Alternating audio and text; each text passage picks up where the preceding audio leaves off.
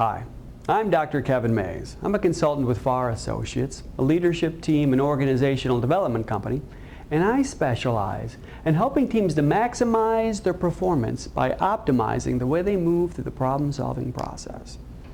Today, I'd like to talk to you about how you can help increase your team's productivity and move it further into high performance.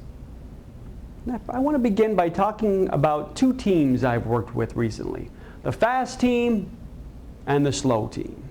Now, the fast team I worked with was a team that was quick to move through the problem-solving process, and it was quick to come to solutions to problems it was facing. However, when looked at closely, it was seen that sometimes the solutions weren't as robust as they had hoped. They made poor decisions. The other team I worked with was a team that made high-quality decisions. However, it took it a long time to come to consensus and to make decisions, and often it would get lost in the problem-solving process.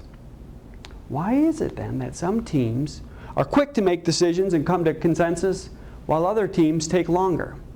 Well, it really boils down to the personality preferences of the individuals on the team and how the team moves through the problem-solving process. Now, there's 4 stages to this problem-solving process that I want to talk about today.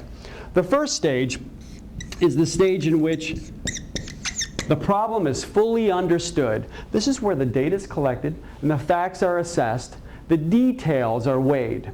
Once the problem is fully understood, the options can be weighed. This is when brainstorming happens, and a team then starts to assess all the possibilities and look for out-of-the-box solutions. Now, another phase in this problem-solving process, another phase is the planning phase. And this is planning relative to execution. It's planning a specific, creating a specific plan about how to move forward on the option that was decided upon. This is where the nuts and bolts are really weighed, it's measurable, there's timelines put into place, and ownership. All the while, during this process, the impact is weighed, the human and the organizational impact. Now, in returning to the 2 teams I spoke of earlier, the fast team and the slow team, would it surprise you to know that the fast team was a technological team I worked with?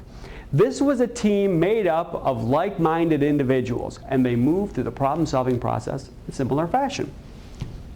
They liked the data. They assessed the data, did their best to understand what the problem was, and then moved right into planning. They executed quickly. However, when we looked at it closely, we saw they weren't taking time to come up with out-of-the-box solutions. They kept doing the same thing they had always done, kept getting the same answers, kept coming up with the same solutions.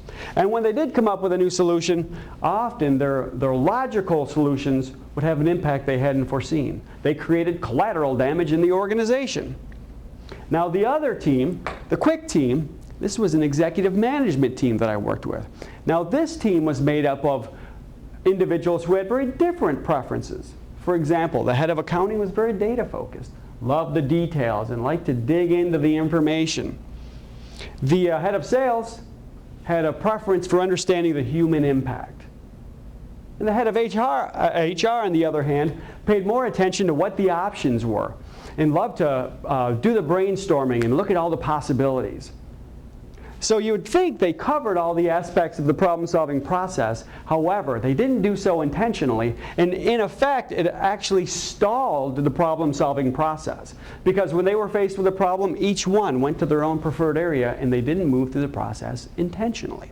What you want to do with your team is to move through this process intentionally, assessing the data, weighing the options, coming up with an execution plan, all the while paying attention to the impact, thus allowing your team to move quickly through the problem-solving process, coming up with high-quality solutions, finding this zone.